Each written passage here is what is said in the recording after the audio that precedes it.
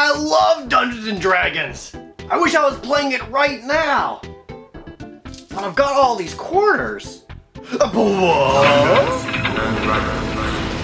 1993, Capcom released Dungeons & Dragons Tower of Doom, a 4-player cooperative beat-em-up game based on D&D. My mind was blown when I saw that one of my favorite pastimes had an awesome arcade game to go with it. I first saw it while on summer vacation with my family near Eagle River, Wisconsin. There was a pizza place there named Alexander's Pizza, and their arcade included Dungeons & Dragons. My brothers and I convinced our parents to give us $5 in quarters each, and we had the single goal of beating Tower of Doom. The arcade machine does this really cool thing where anytime you insert a quarter, it does this. Welcome to the D&D world. Even better, this game is an extremely faithful recreation of D&D Basic, down to classes, spell mechanics, monsters, and more. There are 4 playable classes: Fighter, Cleric, Dwarf, and Elf. And oh god! They all suck! Look at these stats! These are terrible! Really? The fighter's best ability score is Charisma? It's a good thing you're brushing your hair every day to look pretty instead of doing some push-ups. Of course I'm going to play as the elf. 1, it was the first class I ever played in D&D, so that's appropriate. 2, she's super cute, super adorable, and oh my god, I have a total crush on her, and that is inappropriate. The game starts off as simple as it gets. People are under attack, and I'm nearby to help. The first monster you ever encounter is one of the biggest staples of Dungeons & Dragons. Kobolds! Now that's accurate. Every D&D game starts off with murdering these little bastards. Immediately, Tower of Doom showcases what sets it apart from other beat-em-up games, and that's incredible replayability. At numerous occasions, you will need to make a decision that alters your path. This could be as simple as chasing the monsters into the mountains, or saving the town, or going into the tavern and hitting on the local wenches. This makes it impossible to see everything in a single playthrough. Even if you did beat it, you'd want to go back and see what else there could be. It makes the game feel more like D&D, with player choice throughout the game. It adds depth that other beat-em-up games didn't have at the time, making this a good way to get as many of our quarters as possible. Also, this game is really hard. Welcome to the D&D world. Tower of Doom also has a lot of different options when it comes to combat. It has the standard attack combinations and jump attacks, but you also have dashing attacks, heavy attacks, and rolling attacks. You also have items that you can use, and what I consider to be pretty revolutionary for beat-em-up games, you can block. You'd be surprised how many attacks you can stop with your mother's dinner plate. And if you play as the elf or cleric, you can cast spells. This was awesome to see. So many iconic D&D spells became fully realized. This is still what I imagine Magic Missile looks like, and as cool as it is to see a fireball, a lightning bolt, or more magic missiles! Every time one is cast, the game literally stops to watch the effect go off. That means the game comes to a grinding halt when you're fighting a boss and some dumbass kid shows up to immediately shoot off every spell he has instead of using them wisely. That was me. I was that kid. Just like in the tabletop version, you can only cast so many spells per day until your character takes a rest. Or, you know, when you die and you put in another quarter. Welcome to the D&D world. Their spell selection could not have been better. Magic Missile is there, because it has to be. The cleric can cure serious wounds on himself or other party members. Cloud Kill can instantly kill most enemies. And this game includes what may be the greatest Dungeons & Dragons divine spell ever created. Sticks to snake. Yeah, get 'em, buddies! There's money and treasure everywhere in this game. Everything you kill drops silver and gold pieces, sometimes sacks of it, and the game actually tracks your money for a reason. In between stages, you'll end up in a shop where you could actually buy stuff. You can buy more throwing weapons or healing potions to keep your hit points up. An arcade game that wants your quarters giving you an opportunity to not die is pretty progressive. Oh, so you're the heroes I've heard so much about. Tell me of your adventures. Bye! The different treasures give you experience points, which is actually just your score. And after certain stages, you level up. This increases your maximum hit points, and in case of the spellcasters, more and new spells become available. But if you die and continue, you lose all of your experience points. So really, rather than experience point progression, this game uses milestones. The bosses at the end of stages are all iconic monsters.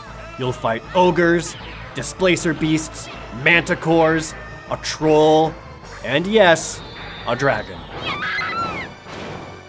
No, that's fine. No, take my quarters. Welcome to the D&D world.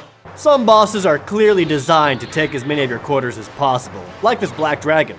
His acid breath does a bunch of damage, but it's fine.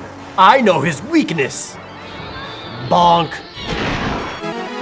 I think the cheapest boss fight goes to this shadow elf dude. He teleports around, is crazy fast, uses haste to get even faster, uses his own spells against you like some kind of a-hole, and uses his sword for phallic symbolism. He's supposed to be a part of the plot or whatever, but he's just a boring boss with a stupid rebattle later on. No, I take that back. The cheapest boss fight goes to another dragon fight. One that's so bad that the game warns you 3 times what a bad idea it is to go fight it. But as a kid in the arcade, my response was, "Dragon? Awesome!" And this is why my parents never gave me quarters again. The red dragon is huge. And the very first thing he does is use his fiery breath weapon. It's an insta-kill. Dead. Welcome to the D&D world. He has so much health that his health bar doesn't even appear after a ton of damage. It's difficult to dodge his attacks. He does massive damage against... Welcome to the D&D world. The red dragon is the cheapest money tactic I've ever seen in a video game. But damn if fighting something this huge doesn't feel awesome. Killing him is worth a ton of experience points that ultimately don't matter, but you get a crap ton of treasure afterwards, including the Ring of Fire Resistance, which would have been great to have before the red dragon fight. The final stage is climbing up the Tower of Doom itself for a final fight against the big bad evil guy of the game, the Archlich Deimos. He's pretty tough too, but he doesn't have instant kill moves like the red dragon. What is a man? The biggest thing that I love about this game is how accurately it recreates the basic Dungeons & Dragons rule set. You already saw the elf and dwarf classes, but it goes way beyond that. Remember the troll boss? Just like in the actual rule set, the only way to truly kill it is by using fire or acid. The troglodytes have their stink attack that can daze you, the lich is immune to spells, the cleric can turn undead, the 2 dragons in the game only use their breath weapons 3 times, magic missile improves as the elf levels up. It's all these small touches that elevates Tower of Doom from a versatile beat 'em up to a very accurate recreation of Dungeons & Dragons. And the crazy thing is, for as good as Tower of Doom is, the sequel is even better. 3 years later, Shadow of Mystara came out and improved everything.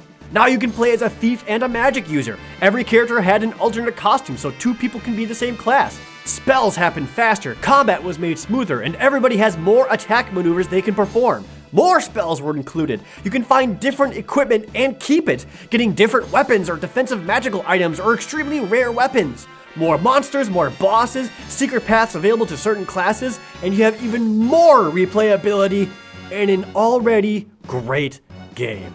When people ask me what my favorite arcade game of all time is, I will always say Dungeons & Dragons Tower of Doom. It has everything I could ever want out of a video game. Cooperative play, great replayability, accurate D&D rules, and all put into a beat 'em up instead of any other RPG. And I love it. That's why my final rating for this game is an owlbear out of 10. You wouldn't think that 2 things jammed together would be awesome, but it works for the owlbear, and it works for Tower of Doom. D&D and a beat 'em up seems like a no-brainer now, but before this, all we had were dungeon crawlers and RPGs for D&D games. The animation is superb, especially for 1993, and holds up amazingly well today. It has in-depth, varied combat to keep things interesting, multiple pathways and characters, and decisions to keep you coming back. I dropped a lot of quarters on this machine, and not a single one was wasted. And if this game sounds awesome to you, it is, and you can play it right now. Capcom released both games digitally together as Dungeons & Dragons Chronicles over Mystara for Steam, Wii U, Xbox 360, and PlayStation 3. Guess how much it costs? Only $15! Hey, thank you for watching. Be sure to subscribe for more, and if you want to watch more D&D videos right away, be sure to watch the one I did on the Dungeons & Dragons Basic Rules Encyclopedia, which is how I began with D&D. And if you haven't yet, I do have a gameplay channel with some actual D&D sessions on there. And I'm going to be getting all new, even better quality D&D videos on that channel soon. Once again, thank you for watching.